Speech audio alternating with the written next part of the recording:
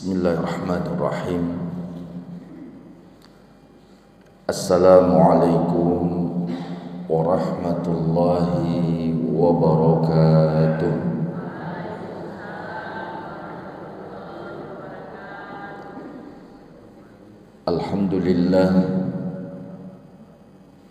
Alhamdulillahi wa kafa, wassalatu wassalamu ala sayyidina Muhammadil Mustafa wa ala alihi wa ahla sidqi wal wafa. Ashhadu an la ilaha illallah wahdahu la syarika lah, wa ashhadu anna sayyidana Muhammadan abduhu wa rasuluh la nabiyya ba'dah.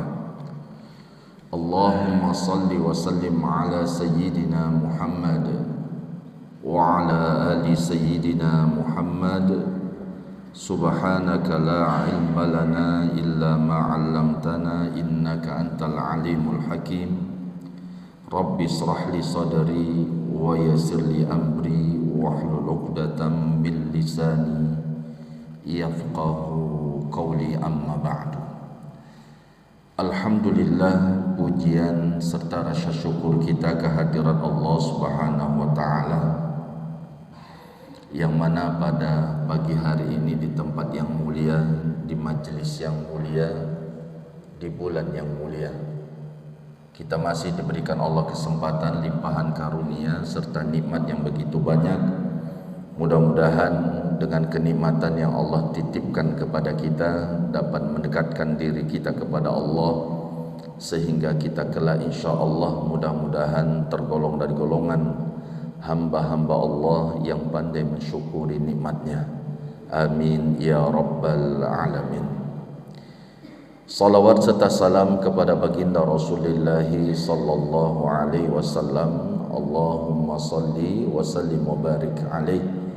Mudah-mudahan dengan kita terus istiqamah mengikuti sunnah dan terus memperbanyak salawat kepada Rasulullah, InsyaAllah mudah-mudahan kita termasuk salah satu dari sekian banyak umatnya yang kelak mendapatkan syafaatnya. Amin ya rabbal alamin.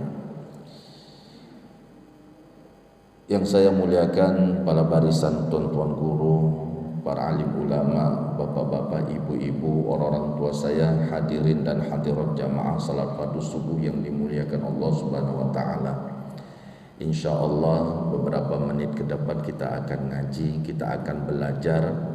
Maka sebelum kita mengaji, mari kita meluruskan niat kita, semata-mata duduk di majelis ini dalam rangka menuntut ilmu karena Allah. Kita minimal dua yang perlu kita niatkan. Yang pertama, niat yang pertama duduknya dalam rangka ibadah i'tikaf, karena rukun pertama dari ibadah i'tikaf itu adalah niat. Kalau enggak berniat, walaupun lama duduk di masjid, enggak dapat pahala i'tikaf. Maka oleh sebab itu, ibadah i'tikaf itu yang pertama adalah niat. Bagaimana niatnya? Sengaja aku beriktikaf di masjid ini karena Allah Ta'ala, dapat pahala i'tikafnya. Yang kedua, niatkan duduknya kita dalam rangka menuntut ilmu karena Allah Subhanahu wa taala. Belajar itu harus karena Allah. Apapun ibadahnya, apapun amalnya, harus niatnya karena Allah. Karena kalau bukan karena Allah, apapun sebesar apapun ibadahnya, sebanyak apapun amalannya, kalau niatnya nawaitunya bukan karena Allah, maka amalan tersebut tidak akan bernilai di hadapan Allah Subhanahu wa taala. Maksudnya tidak dapat sedikit pun kebaikan dari amal kita. Harusnya kita ngaji ini dapat pahala besar, harusnya kita bersedekah dapat pahala besar, harusnya kita sholat berjamaah dapat pahala besar. Tapi kalau niatnya bukan karena Allah, nawaitunya bukan karena Allah, sebanyak apapun itu enggak akan bernilai. Maka oleh sebab itu, niatkan duduknya kita dalam rangka menuntut ilmu. Karena ilmu ini salah satu syarat apabila ingin ibadah kita diterima. Apapun ibadahnya harus dengan ilmu. Syarat pertama, salah satu syarat ya, agar ibadah kita diterima oleh Allah, ibadah itu harus berdasarkan ilmu. Harus dengan ilmu Ustaz, wajib dengan ilmu. Kalau tidak, gak akan diterima oleh Allah. Contohnya apa? Kalau ibadah itu kalau tidak dengan ilmu gak diterima oleh Allah. Contohnya dalam surah Al-Ma'un sering kita ulang itu, apa itu? Allah sebutkan fawailul lil musallin, celaka bagi orang yang sholat. Nah, yang sholat saja masih bisa celaka, apalagi yang tidak sholat. Nah, kenapa orang yang sholat celaka? Alladzina hum an sholatihim sahun. Karena di dalam sholatnya lalai. Lalai itu bukan hanya sholat di akhir waktu, tapi lalai tidak mau tahu tentang ilmu sholat. Maka oleh sebab itu apapun ibadahnya harus dengan ilmu. Termasuk baca Quran pun harus dengan ilmu. Kalau tidak dengan ilmu, bukannya malah dapat pahala, malah dapat dosa. Dan lebih fatalnya lagi, sholatnya pun tak diterima kalau membaca Quran tidak dengan ilmu. Hukum membaca Al-Quran dengan ilmu tajwid, hukumnya apa? Halo? Hukum membaca Al-Quran dengan ilmu tajwid itu hukumnya fardu ain. Ada fardu kifayah, ada fardu ain. Fardu kifayah itu contohnya ada yang meninggal, itu hukumnya fardu kifayah. Satu yang melakukannya, yang lain kalau nggak melakukannya nggak dapat dosa, karena ada yang melakukannya. Tapi kalau fardu ain itu setiap kita wajib, laki maupun perempuan, kalau dia sudah mukallaf wajib baca Quran dengan ilmu tajwid, hukumnya fardu ain. Kalau salah bacaannya maka sholat berdampak sama ibadah sholat, karena salah satu syarat, salah satu rukun sholat yang dari 13, yaitu salah satunya adalah wajib membaca surah Al-Fatihah. Wajib, baik makmum ataupun imam. Baik makmum ataupun imam dalam mazhab Syafi'i wajib. Jadi bukan imam saja yang wajib belajar, tapi makmum pun harus buat benar bacaannya. Kenapa kita harus sampaikan ini? Karena masih banyak di masjid-masjid di luar sana yang ketika membaca surah Al-Fatihah belepotan. Contohnya apa? Salah membedakan huruf. Yang harusnya dibaca Alhamdulillah pakai H tipis, tapi dibaca Alhamdulillah. Kira-kira maknanya berubah enggak ini? Berubah. Kalau Alhamdulillah artinya segala puji bagi Allah, pakai H tipis. Tapi kalau ibu bapak kita, kalau kita baca Alhamdulillah, itu artinya halikun, kebinasaan bagi Allah. Salah huruf maka sholatnya tak sah. Karena surah Al-Fatihah wajib dibaca. Kalau nggak baca surah Al-Ikhlas nggak apa-apa. Nggak baca surah An-Nas di dalam sholat nggak apa-apa. Tapi kalau tidak baca Al-Fatihah di dalam sholat bermasalah. La salata liman lam yaqra bi Fatihatil Kitab, kata Rasulullah. Tidak ada sholatnya bagi yang tidak membaca surah Al-Fatihah di dalam sholat. Tidak ada sholatnya, maksudnya tidak sah sholatnya kalau tidak membaca surah Al-Fatihah. Tapi kalau yang dibaca salah, itu juga bisa membuat tidak ada sholatnya, karena bacaannya salah. Itu dari segi huruf. Bagaimana kalau seandainya banyak sekali masalah huruf ini, kan banyak sekali. Yang harusnya tipis dibuat tebal, yang harusnya di ihdinas sirata, kita baca ihdinas sirata pakai sin. Yang harusnya an'amta dibaca an'amta, alif ain dirubah jadi alif.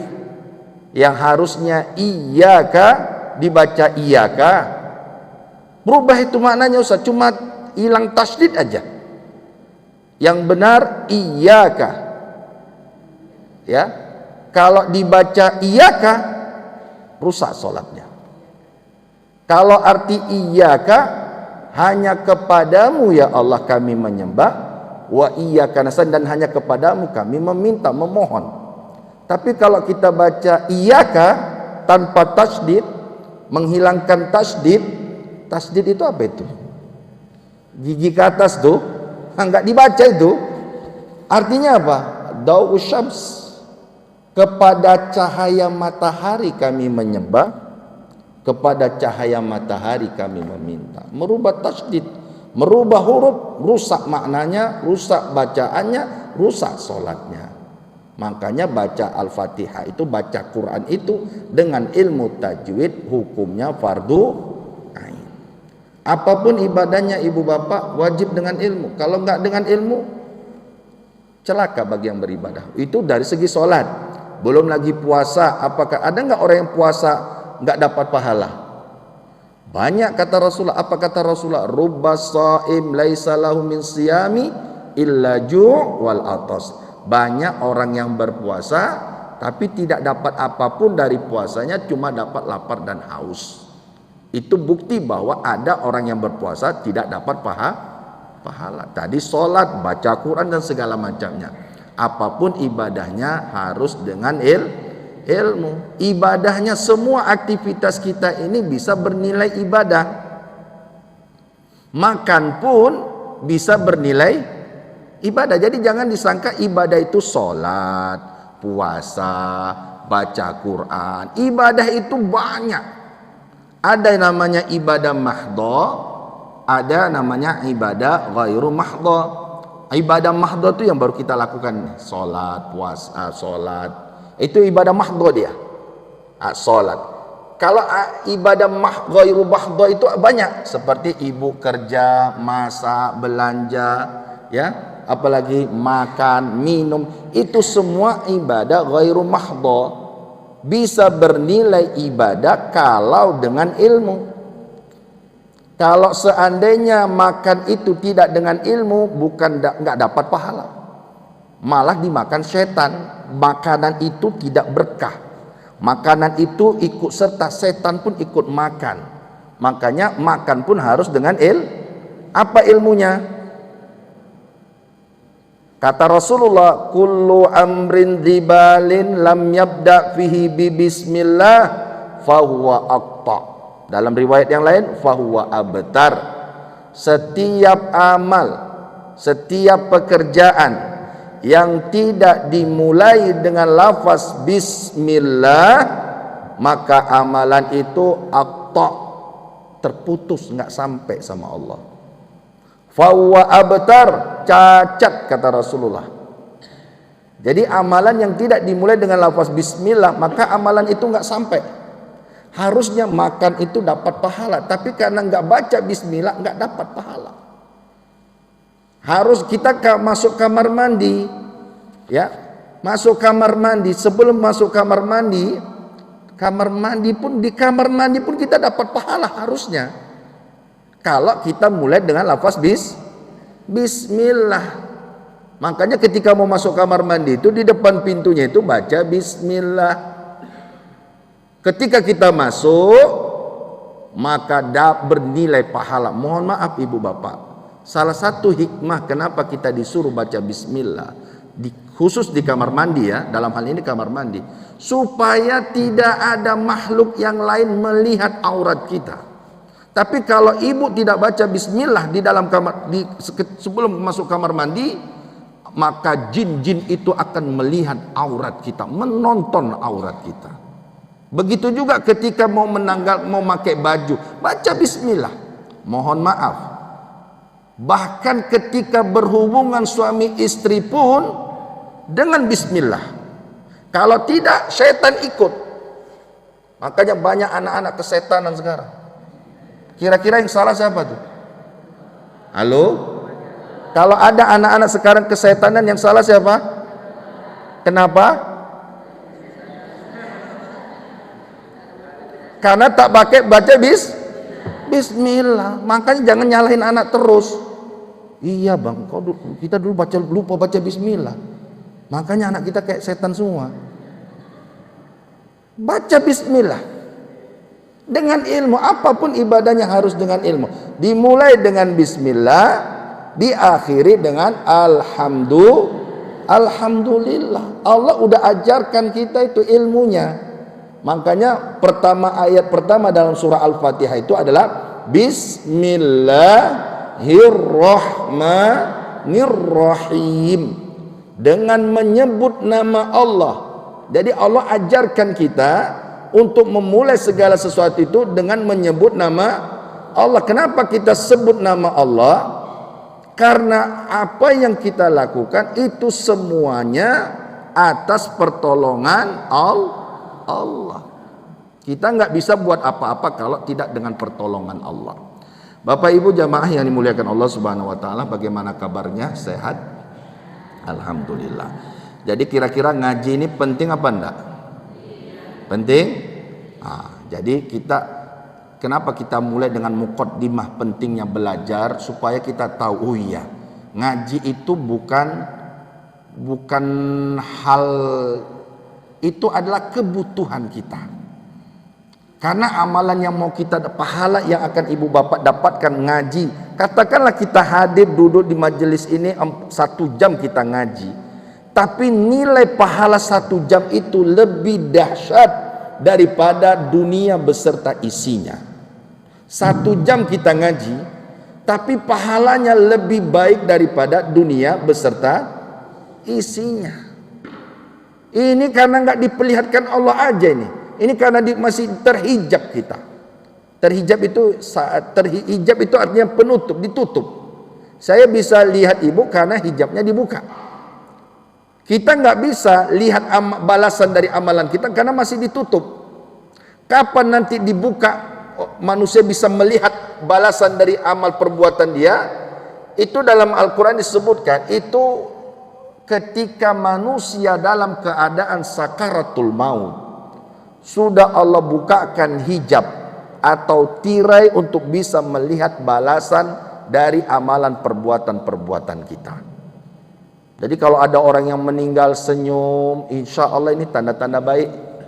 Karena dilihatnya tempatnya nanti di dalam sorga, balasan dari amalan perbuatannya.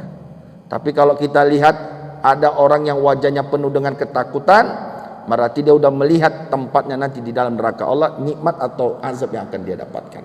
Maka oleh sebab itu salah satu amalan yang perlu kita persiapkan untuk menghadapi kematian kita. Karena kan kita bakal mati nih. Betul? Ada yang tak mati di sini? Semuanya bakal mati. Jadi salah satu amalan terbaik yang kita persiapkan untuk menghadapi kematian kita, salah satunya adalah hadir di majelis ilmu. Bapak Ibu jamaah yang dimuliakan Allah Subhanahu wa taala, pada kesempatan kali ini kita akan membahas hadis Rasulullah sallallahu alaihi wasallam berkaitan tentang taubat. Tentang taubat. Ini hadisnya bercerita atau menjelaskan kepada kita betapa dahsyatnya ampunan dari Allah Subhanahu wa taala. Betapa luar biasanya kasih sayang Allah kepada hamba-hambanya. Jadi kalau kita ingin mendapatkan ampunan dari Allah, maka syaratnya cuma satu, yaitu taubat. Orang yang bisa masuk ke dalam sorga adalah orang yang bertobat. Ya, orang yang bisa masuk ke dalam sorga adalah orang yang bertaubat. Jadi kalau nggak taubat Ustaz, nggak akan mungkin dia masuk ke dalam sorga. Maka oleh sebab itu, ya dalam pembahasannya itu adalah uqubatut taubah, jalan untuk bertobat. Karena salah satu jalan yang harus dilalui oleh orang-orang yang beribadah, orang-orang yang ingin dekat dengan Allah, orang-orang yang sedang melakukan ketaatan kepada Allah, jalan yang harus dia tempuh setelah berilmu, yang kedua adalah taubat. Ilmu itu syarat biar sampai ke dalam sorga. Syarat agar ibadah kita diterima harus dengan ilmu. Selain ilmu ada juga namanya ibadah, ya. Ilmu dan ibadah itu nggak bisa dipisahkan. Ya, ibadah. Ada orang yang berilmu tapi enggak beribadah, ya percuma juga. Seperti pohon tanpa buah. Ibadah itu adalah buah dari ilmu. Ibadah itu adalah buah dari ilmu. Setelah jalan ilmu dan ibadah, maka yang harus ditempuh oleh orang yang sedang beribadah itu adalah uqubatut taubah, jalan taubat. Jadi taubat itu harus kita tempuh, harus kita lakukan. Karena kenapa taubat? Karena taubat ini disebabkan karena kita melakukan kesalahan, makanya taubat. Karena manusia, tidak ada satupun manusia yang tak pernah melakukan salah. Kullu bani Adam khotta'un, kata Rasulullah. Setiap anak Adam, mulai dari Nabi Adam, cucu cicit sampai sekarang ini, yang namanya manusia pernah melakukan yang namanya kesalahan. Pernah melakukan kesalahan, siapapun itu, ya. Tak ada yang tak luput dari yang namanya kesalahan. Punya kesalahan. Dosa kita ini banyak atau sedikit? Banyak atau banyak sekali? Banyaknya luar biasa dosa kita ini. Maka yang harus kita tempuh adalah jalan taubat. Jadi jangan disangka taubat itu, dosa itu hanya berzina, minum khamar, makan harta riba. Oh tidak, bukan itu saja.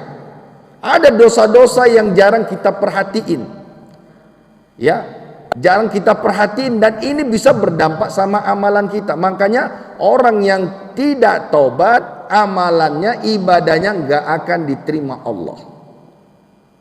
Orang yang tidak bertaubat, ibadahnya tidak akan diterima Allah. Berarti taubat itu hukumnya wajib. Ya, taubat itu hukumnya wajib. Berdampak sama ibadah tidak diterima, dan ancaman lebih berat lagi, tidak akan bisa masuk ke dalam surga orang yang tidak taubat. Jadi taubat itu diwajibkan setiap kita, manusia khususnya. Ya, karena kita tidak luput dari yang namanya dosa. Yang sering kita lalaikan itu ada dosa kita anggap enteng, tapi itu bisa berdampak sama ibadah kita. Apa contohnya? Dosa hati. Dosa hati. Banyak nggak dosa hati kita ini? Oh, banyak sekali. Apa itu dosa hati? Contohnya, ya, contohnya hasad. Ada itu hasad kan? Hasad itu apa itu? Dengki. Dengki itu apa? Iri. Hasad itu, kalau istilah orang tembungnya yang biar lebih mudah untuk dipahaminya, SMS. Senang melihat orang susah, susah melihat orang senang. Itu hasad itu. Kalau ada orang senang, susah dia. Ya, jiran tetangganya bahagia, dia yang menderita. Ya, si kawan dapat hadiah, dia yang demam. Ya, itu dia. Jadi kalau orang bahagia, dia susah, dia enggak ikut bahagia. Tapi kalau orang menderita, senangnya luar biasa. Jiran tetangganya susah, senang dia. Ya, keluarganya ada saudaranya yang susah, senang dia. Itu berarti dia sudah dihinggapi penyakit hasad. Penyakit hasad hati. Orang yang punya penyakit hasad nih, ibadahnya gak akan diterima oleh Allah. Makanya kata Rasul sallallahu alaihi wasallam, iyyakumul hasad, jauhkanlah kalian dari sifat hasad.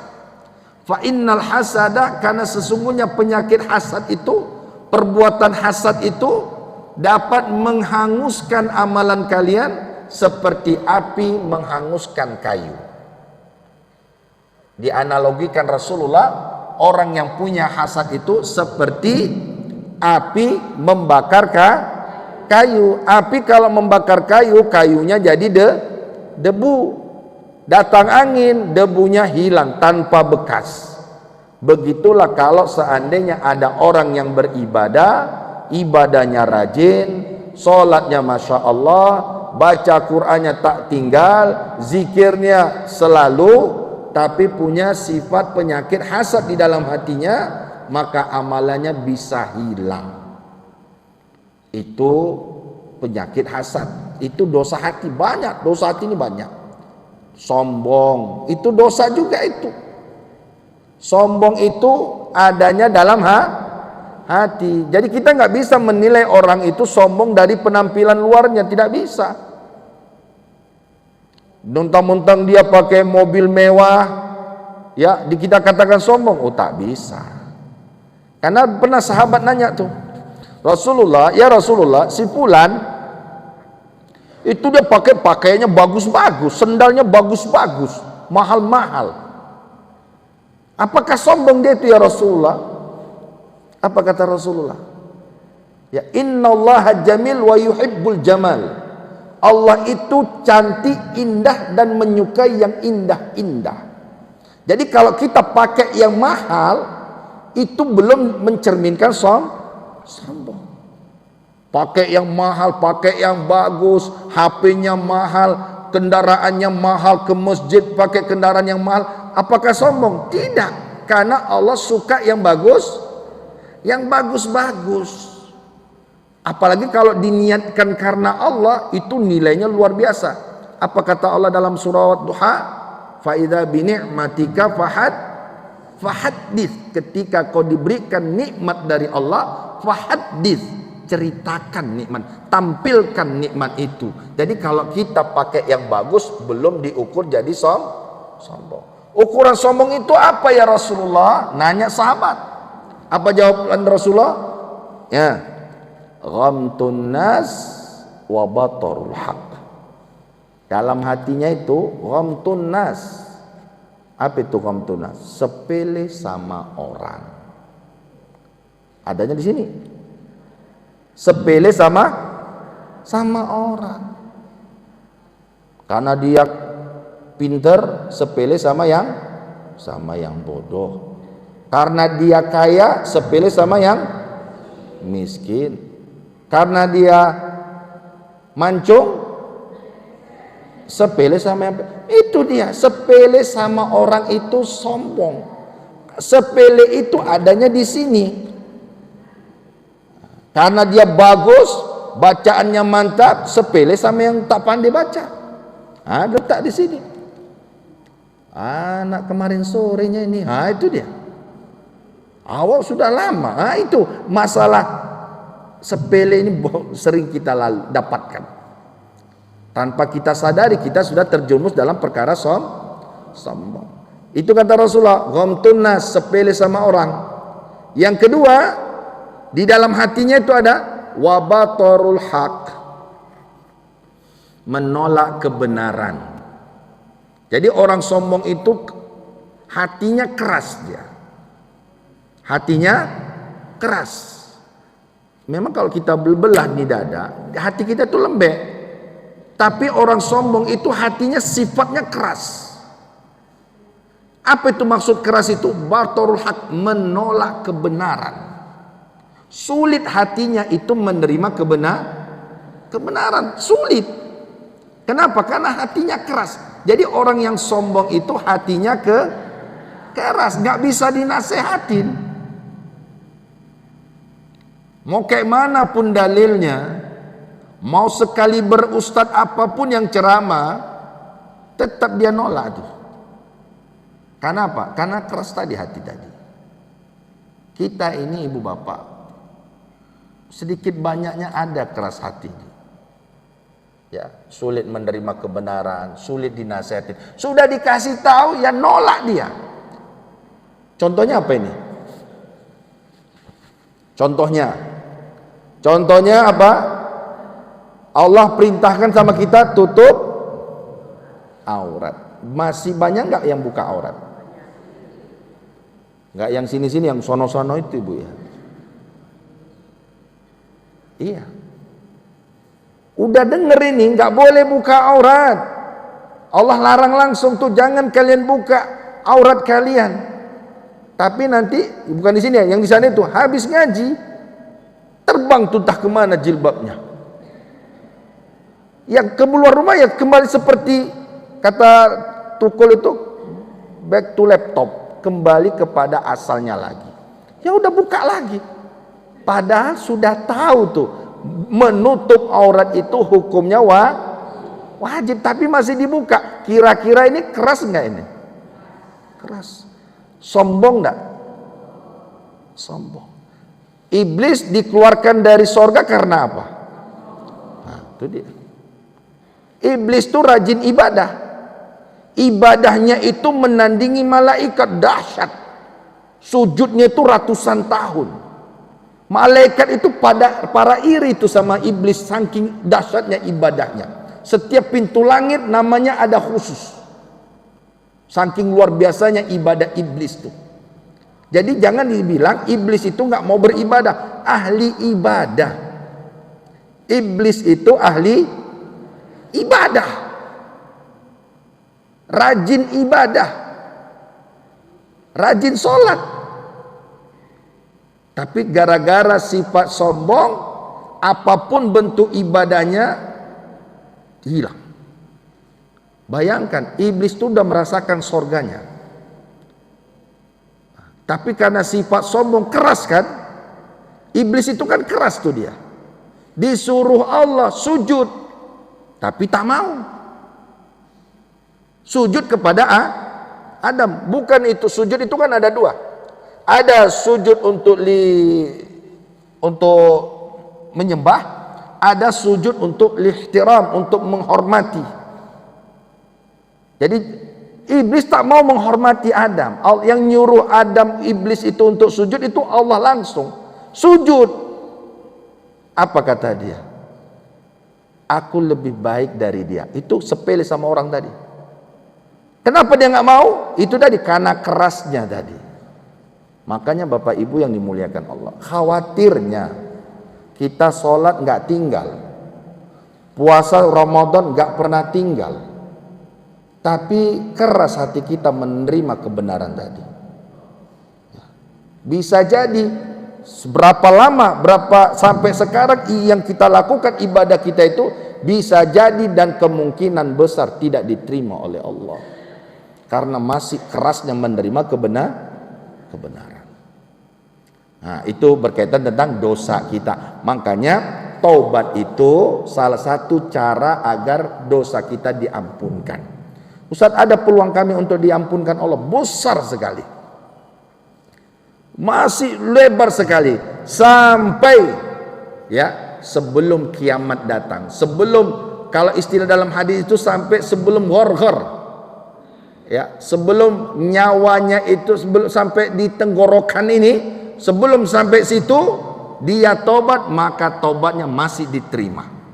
Tapi kalau sudah gharghar, sudah di ujung tanduk, maka dia tak akan mungkin tobatnya lagi diterima. Maka oleh sebab itu ya, kita amalkan amalan tobat ini karena ini syarat agar ibadah kita diterima oleh Allah Subhanahu wa taala.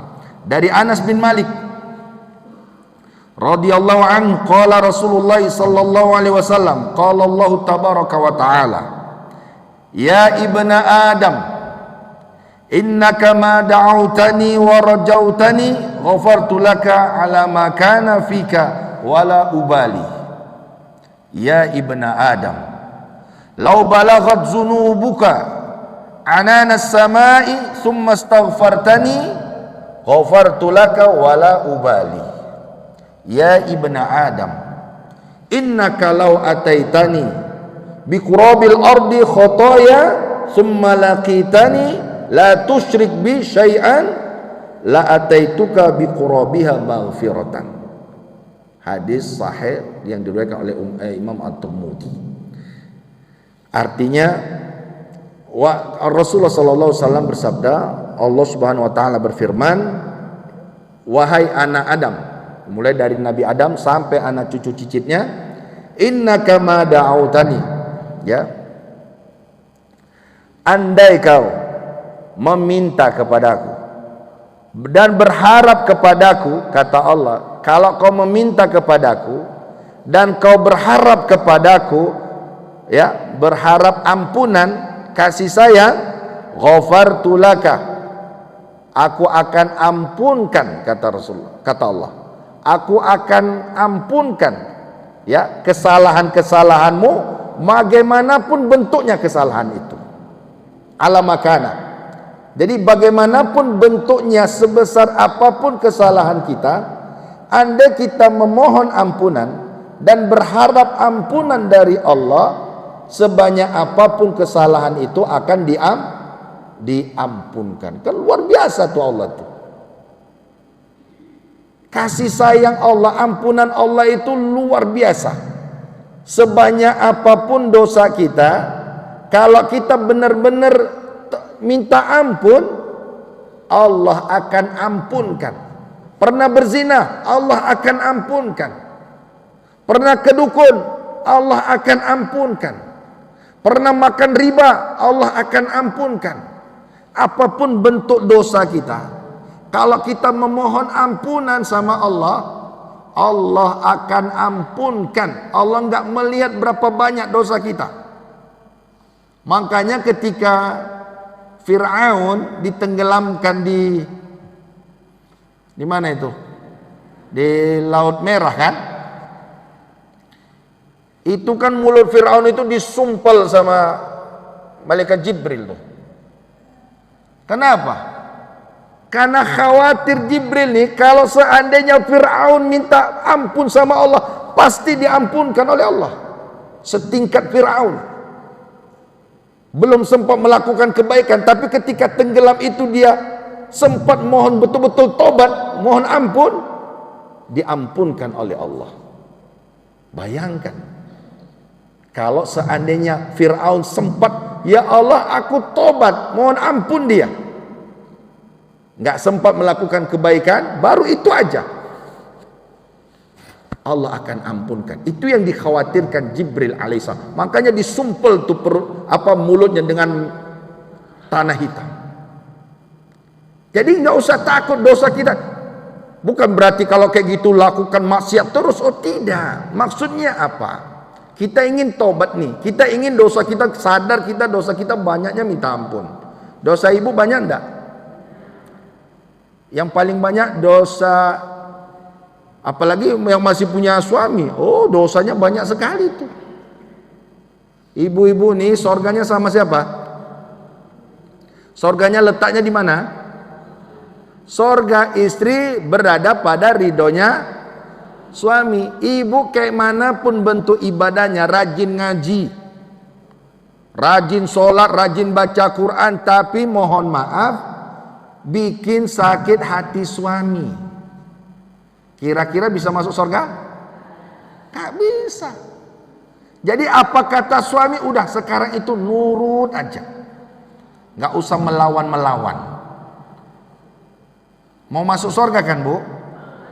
Jadi seorang istri cara masuk surganya gak usah, Ustaz saya perlu sholat tahajud. Ibu gak perlu sholat tahajud, gak apa-apa. Puasa Senin Kamis pun gak apa-apa. Yang penting, yang pertama, sholatnya jangan tinggal. Sholat wajib. Yang kedua, jaga kehormatan ibu. Maksudnya jangan buka aurat. Yang ketiga, patuh pada suami. Ibu masuk surga dari pintu manapun.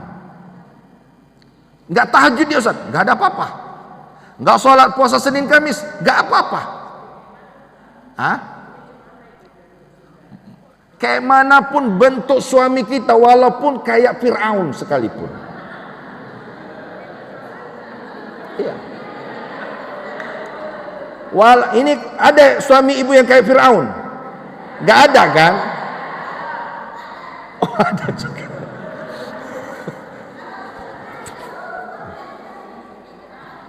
Gimana? Kalau suami yang menyakitin hati istri,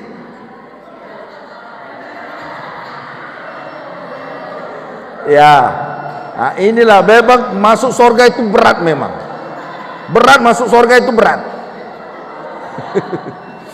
Masuk surga berat ibu. Ibu, Ustaz gimana Ustaz kalau seandainya suami yang bikin sakit hati istri, apakah suami berdosa?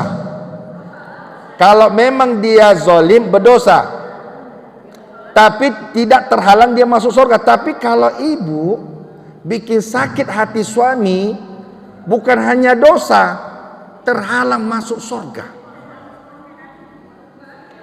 Gimana? Nyakitin istri? Ya, makanya tadi saya nanya, ada nggak suami yang kayak Fir'aun?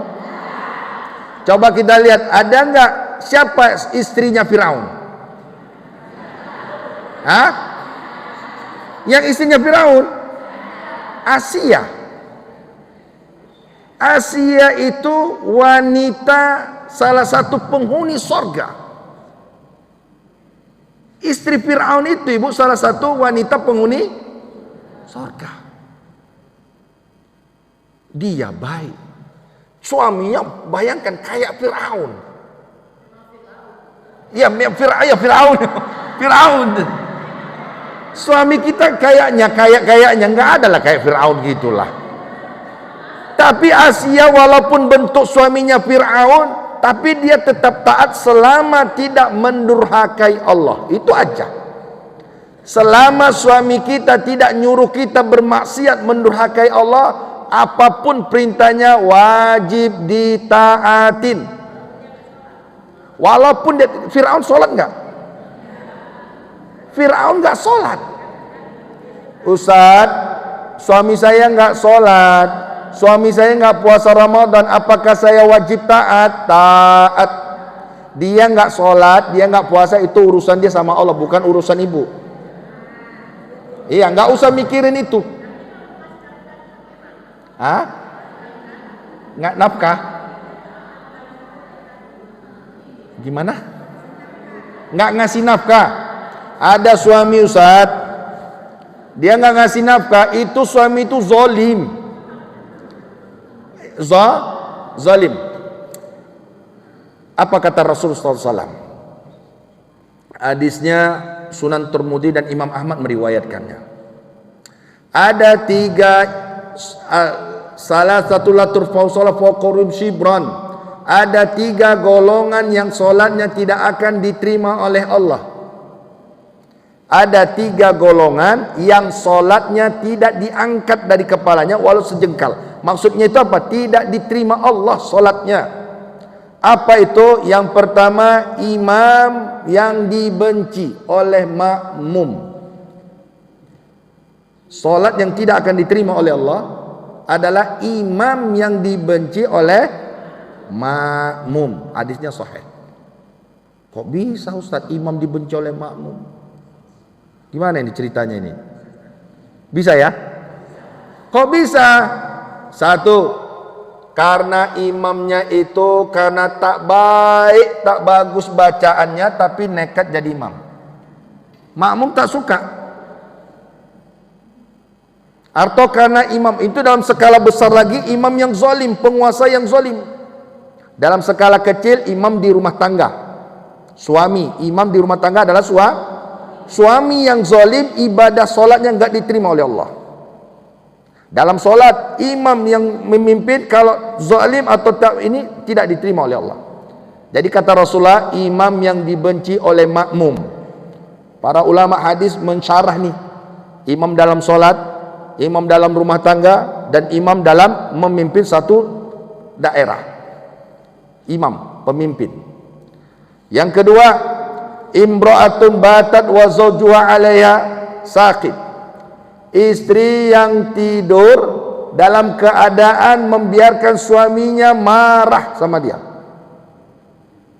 Ibadah ibu, istri tidak akan diterima oleh Allah kalau ibu membiarkan suami dalam keadaan marah sama kita.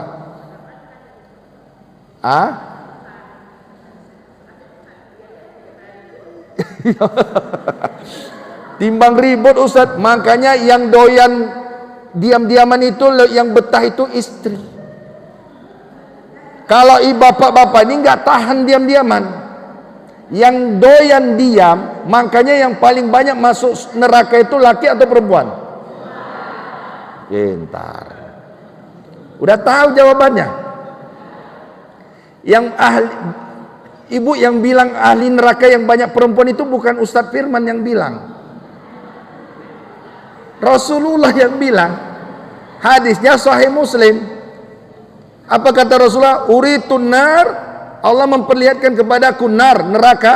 Fara'aitu aksara ahluhan nisa. Aku diperlihatkan Allah neraka. Kulihat penghuni neraka mayoritasnya nisa. Nisa itu apa? Perempuan. Maka oleh sebab itu ibu, ini kan karena ini rahasia kita aja ini. Saya yakin ibu-ibu ini ahli sorga semua nanti. Cuma untuk sementara, kayak manapun bentuk suaminya, sabar aja. Nggak lama lagi selesai. Nggak bisa. Berat ya.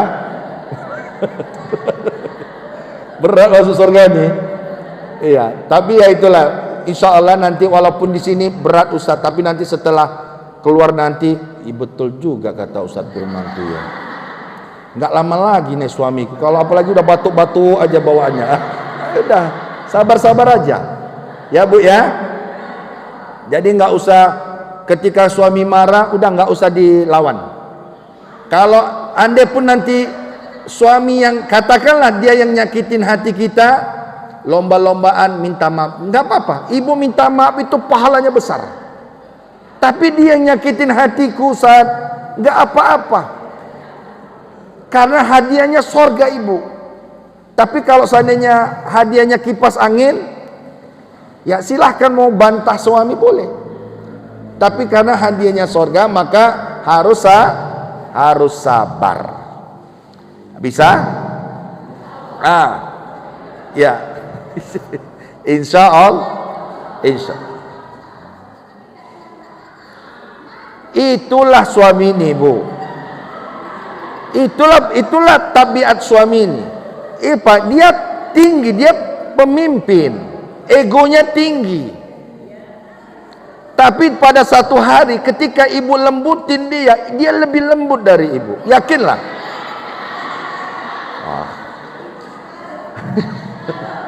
Aduh, ini payah ceritanya kalau kayak gini. Iya. Udah intinya gini, udah sabar-sabar aja ibu ya, sabar-sabar aja. Jadi sebelum ini kan ibu kan mau masuk surga nih. Nanti habis pulang ambil tangan suami, cium tangan suami. Bang, aku minta maaf ya bang ya.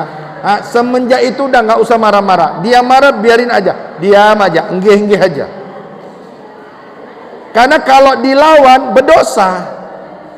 Kalau ibu melawannya berdosa, walaupun suami salah.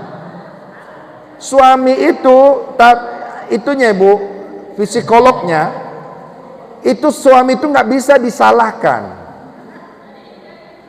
Makanya tapi ada pada waktu-waktu tertentu nasihatinnya itu yang bagus, ngasih taunya nggak yang bagus. Kadang-kadang istri terlalu ngelunjak, kadang-kadang nggak lihat konsep waktu tempatnya. Kadang waktu nyantai, entah lagi muatin makanan, gimana lah suaminya mau bagus. Ibu ketika suami pulang biasanya ibu dandanannya bagus apa enggak? Menyambut suami pulang kerja, dandannya ala kadarnya, pakai dasternya udah bau-bau belacan. Iya, harusnya apa? Pakai minyak wangi, bajunya baju bagus, pakai minyak wangi, terus cium tangannya, sambut. Itu sudah. Ibu, ada kata pepatah orang Melayu, ada pepatah mengatakan begini, ada asap, ada api, ada semut, ada gula. Kenapa suami kita kayak gitu? Karena istrinya kan begitu sebenarnya. Jadi insya Allah ini kan minta maaf aja lah Bu ya. Baik ibu-ibu jamaah, bapak ibu jamaah yang dimuliakan Allah Subhanahu wa taala. Jadi taubat. Jadi tapi ini adilnya gimana? Ibu, suami itu kenapa ibu wajib mentaatin suami walaupun suami kita kayak Firaun? Ingat, ibu tidak menanggung dosa suami, enggak Bu. Istri tidak menanggung dosa suami. Tapi suami yang ini saya kasihan dengan bapak-bapak nih. Ya, termasuk saya. Kenapa? Karena kami akan menanggung dosa istri dan anak-anak kami. Mungkin ibu beratnya di dunia, tapi nanti suami bukan hanya di dunia dia berat, tapi akhirat lebih berat lagi. Kenapa? Pertanggung jawabnya luar biasa ibu. Makanya kata Rasulullah, andailah manusia boleh sujud kepada sesama manusia, maka sudah kusuruh istri itu untuk sujud untuk pada suaminya. Saking beratnya lah tanggungan suami nanti di akhirat sana. Makanya kasihanilah kami ini ibu. Ya, kasihanilah. Jangan marah-marah sama suami ya. Jangan marah-marah. Kita cukupkanlah dulu. Ya, mudah-mudahan ya, jadi tobatnya nggak usah terlalu tinggi-tinggi kali. Yang penting sekarang nanti balik, ambil tangan suami, cium, minta maaf. Udah servis saja udah. Nggak usah melawan. Yang penting sabar aja ibu, karena nggak lama laginya. Nggak lama lagi. Tapi jangan didoakan, ya Allah cepatkanlah mampus suamiku, nggak boleh. Doanya baik-baik, ya Allah cepat-cepatlah ya Allah, berikanlah kepada kami keberkahan, itu aja. Jadi ibu bapak jamaah yang dimuliakan Allah Subhanahu wa taala, itu kajian kita pagi hari ini tentang taubat. Jadi taubat itu dari dosa. Tadi saya telah tentang dosa istri sama suami. Memang betul ibu, memang berat masuk surga tuh. Maka oleh sebab itu harus berkorban kita. Korban perasaan. Ya, korban perasaan. Tapi insya Allah apa yang kita kaji pada pertemuan kali ini, insya Allah ini mendatangkan keberkahan sama kita, dan mudah-mudahan Allah mengampunkan dosa-dosa kita. Jangan putus asa ya, sebanyak apapun dosa yang udah kita perbuat, taubat segera, mohon ampunan sama Allah, pasti Allah akan ampunkan. Jadi kata Allah, wahai anak Adam, andai kau bermohon kepadaku dan meminta maaf ampunan kepadaku, kayak manapun bentuk dosamu, aku akan ampunkan. Ya, hai anak Adam, kalau seandainya kau datang dengan membawa dosa yang dosanya sampai mencapai langit saking banyaknya, lalu kau menyesal terhadap dosamu dan kau memohon maaf pun, maka aku akan ampunkan. Wahai anak Adam, andai dosamu sebanyak bumi, lalu kau memohon ampunan juga sebanyak bumi, maka aku akan ampunkan dosamu sebanyak bumi itu juga. Asal syaratnya jangan duakan Allah. Jadi itu ibu bapak jamaah yang dimuliakan Allah Subhanahu wa taala, kajian kita pada pagi hari ini berkaitan tentang tobat. Itu menjadi salah satu syarat agar ibadah kita diterima. Karena termasuk melakukan maksiat wajib tobat. Kelalaian dalam melakukan ibadah pun wajib tobat. Karena ibadah yang kita lakukan banyak dosa-dosanya, nggak khusyuk. Ya, apalagi hari-hari kayak gini, hari Minggu, ya sedang sholat mikirin, apalagi ibu-ibu, ya mikirin mau masak apalah siang ini. Itu mikirnya dalam sholat. Makanya ibadah yang kita lakukan banyak kekurangannya dan harus taubat. Mudah-mudahan apa yang kita sampaikan bermanfaat, dan hadis ini diriwayatkan oleh sahabat Rasul yang bernama Anas bin Malik dalam kitab Sunan Tirmidzi, dalam Sunan Tirmidzi. Mudah-mudahan bermanfaat dan dimudahkan Allah untuk kita bisa mengamalkannya.